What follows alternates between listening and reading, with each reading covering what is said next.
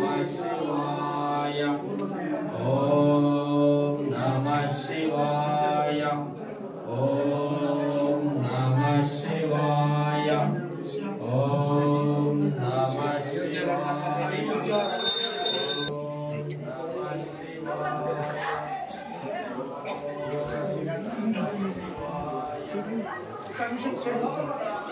నమస్తే ఎందరో మహానుభావులు అందరికీ నా వందనాలు. యూట్యూబ్ ఛానల్ స్వాగతం సుస్వాగతం.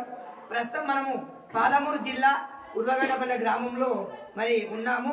ఇక్కడ అతి పురాతనమైన శివాలయం దగ్గర మనం ఉన్నాము. ఇక్కడ వాగు ఒడ్డున ఉన్న ఆలయాలకు చాలా విశిష్టమైన కార్యక్రమాలు ఉంటాయి, చాలా మహిమ ఉంటుందని మన పురాణంలో విన్నాము.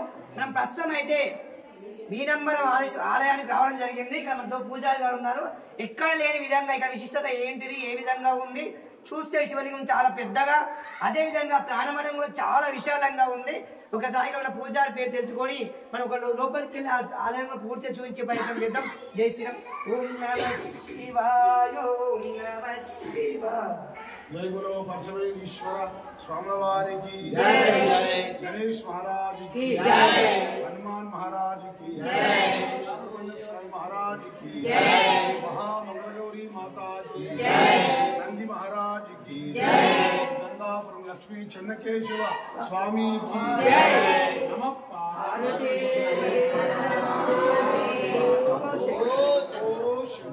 స్వామి ముందుగా మీ పేరు? నా పేరు ఏ రంగాచారి. మా స్వంత గ్రామం మహబూబ్ నగర్ జిల్లా అల్వాడ మండలేటిపాట గ్రామం. ఎందరో మహానుభావులు అందరికీ నా వందనాలు త్యాగరాజ స్వాములు అలనాడు చెప్పారు. కాబట్టి ఈ ఎందరో మహానుభావులు అనే టీవీ ఛానల్కి ప్రత్యేకంగా భక్తుల తరఫున, ఆలయ కమిటీ తరఫున మరియు అర్చక స్వాముల తరఫున కృతజ్ఞతలు తెలియజేస్తూ దేవాలయం ప్రాశస్త్యము, స్థల పురాణము, స్థల వైభవం గురించి ఒక 10 నిమిషాలు వివరాలు కావాలి. విశదీకరిస్తూ చెప్తున్నాను. జాగ్రత్తగా వినండి. ఎదురుగా ఉన్నది దుందుబి నది. దుందుబి నది, ఈ దుందుబి అనేది రామాయణంలో ఒక రాక్షసి. ఆ రాక్షసి వాలి బలశాల. ఆ వాలి మధ్య భాగం సంబంధించి పైభాగాన్ని షముఖ పర్వతంలో విసిరి పారేయడం జరుగుతుంది. క్రింది భాగాన్ని ఇక్కడ విసిరి పారేయడం జరుగుతుంది.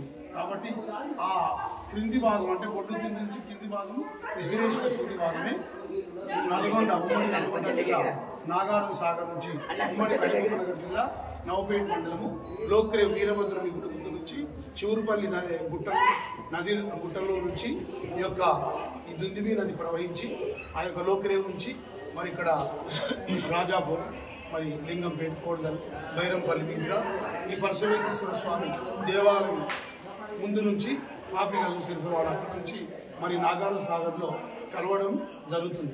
సుదీర్ఘ ప్రయాణం. నాగారు సాగర్ నుంచి మళ్ళీ ఆ యొక్క నీరు నల్లమల్ల అటవీ ప్రాంతంలోకి వెళ్ళిపోవడం జరుగుతుంది. దుందుబి నది అనేది సుదీర్ఘ ప్రయాణం, అంతులేనిది. మరి మహాకవులు ఎందరో ఈ దుందుబి నది ప్రాశస్తాన్ని ఆ కవులు మరి గుండు శర్మ గారు వివరించినారు. మరి అదేవిధంగా ఎదురుగా ఉన్నది దుందుబి నది. కొన్ని లక్షల సంవత్సరాల క్రితం నలమహారాజు అనే చక్రవర్తి, వారి భార్య పేరు శ్రీమతి నలదమైంది.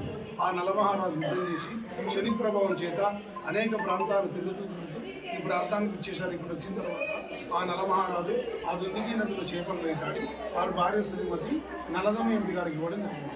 ఆమె చేప మొక్కలు కట్ చేసి ఒక పెద్ద వెనుకటికి రాగి అండ లేదు కదా, ఆ రాగి అండలో ఉడకబెట్టే క్రమంలో మరి వెనుకటికి ఆ యొక్క స్టీల్ ఇత్తడి కూడా లేవు, రాగి లేదు. ఆ కట్టెపుల్లతో అడవి దట్టమైన అరణ్యం, ఆ కట్టెపుల్లతో కలుపుతున్న సమయంలో ఆ కలిపే క్రమంలో ఆ చేప ముక్కలు రివున ఆకాశం అంత ఎత్తుకెగిరి దుందుబి నదులు పడి సజీవమై మళ్ళీ అంబరం అంటే ఆకాశానికి ఎగిరిపోవడం జరిగింది. కాబట్టి మీనము అంటే చేప, అంబరం అంటే ఆకాశం.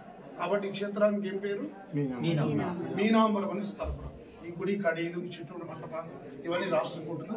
మరి అదేవిధంగా 2వ చాళుక్యులు నిర్మించి ఇప్పటికి 1800 సంవత్సరాలు ఇంచుమించు. ఇక్కడ గంగాపురం శిల్పికల వైభవం, అక్కడ శివకేశ్వరుల మధ్యలో దుందుబి నది. ఈ ఇంచుమించు 2 గుడులు ఒకటే పారి నిర్మించడం జరిగింది. తర్వాత శివాలయం ఇది ఒకటే పారి ఇంచుమించు రమారమి సుమారు మరి 2 ఒకటే పారి నిర్మించడం జరిగింది. ఇద్దరు శివకేశ్వరుల మధ్యలో ఈ దుందుబి నది ప్రవహిస్తుంది. మరి సూర్యుడు ఉదయించినప్పుడు సూర్యకిరణాలు గంగాపురం లక్ష్మీ చెన్నకేశ్వర స్వామి పాదాల మీద పడతాయి. మరి అదేవిధంగా సాయంత్రం 5:30, 6 ఆ ప్రాంతంలో సూర్యకిరణాలు ఇక్కడ పరశువేశ్వర స్వామి ఆ యొక్క పాదాల మీద పడడం జరుగుతుంది. ఇక్కడ మొన్న 2 సంవత్సరాల క్రితం ఉన్నది ఈ మంటపం వేసింది కాబట్టి నిర్మించడం జరిగింది. కొంచెం అడ్డమైంది, లేకుంటే డైరెక్ట్గా సూర్యకిరణాలు అక్కడ బ్రహ్మసూత్రం మీద పడేది. తర్వాత సాయం కృషి అంటే 5:30, 6 ఆ ప్రాంతం సూర్యుడు ఇంకా ఒక బారిన పొద్దునంగా. స్వామి కొన్ని సందేహాలు ఎక్కడ లేని విధంగా ఇంత పెద్ద ప్రాణమడంతో నిర్మాణం అయి ఉన్నది కదా, అదేవిధంగా శివుడు కూడా చాలా పెద్దగా ఉన్నాడు. విశిష్టత ఏమిటి ఇక్కడ? విశిష్టత ఏంటంటే ఇది ఒకప్పుడు దట్టమైన అరణ్యం. అంటే 4 యుగాల క్రితం అంటే పరశురాముడు ఎప్పుడు కృతాయుగం ఎండింగ్, త్రేతాయుగం స్టార్టింగ్, రాముడి కంటే మొదలు ఆయన ఏం చేసినట్టే ఆయన తల్లి పేరు రేణుకా ఎల్లమ్మ, తండ్రి పేరు జమదగ్ని. ఆ జమదగ్ని వీరమాముడు కార్తీక రాజ్యాధికారం చేత శిరచ్ఛేదనం చేస్తాడు. ఆ విషయం తెలిసి ఆ పరశురాముడు తల్లిని ఎంతో సతాయిస్తాడు. అంటే మా తల్లి జాడ చెప్తున్న అనేక రకాలుగా మరి ఆ సతాయించిన సందర్భంలో మరి ఆమె నిజంగానే తండ్రి చంపిన వాళ్ళు వీరమావాలని చెప్తే ఆయన ఊరుకోడు. కాబట్టి ప్రళయాలైతే ఆ యొక్క ఆమె దాచిపెడుతుంది. మరి ఆ విధంగా సతాయించి ఆ ఎల్లమ్మను చాలా ఆమె లందరపై శిలా అయిపోతుంది. రేణుకా ఎల్లమ్మ ఆ యొక్క పరశురాముడు తల్లి పేరు. ఆ విధంగా మా నాయనను ఈ విధంగా క్షత్రియులు సంహరించినటువంటి శతయోజనాలు అంటే 21 భూప్రపంచం మొత్తం తిరుగుకుంటూ క్షత్రియులను మీకు రాజ్యాధికారం ఉన్నందుకు మా నాయనను శిరచ్ఛేదనం చేసిందని చెప్పి చంపుకుంటూ 21 భూప్రపంచం గంటగుంటలతో అందరినీ ఈ క్షత్రియులను సంహరించడం జరుగుతుంది.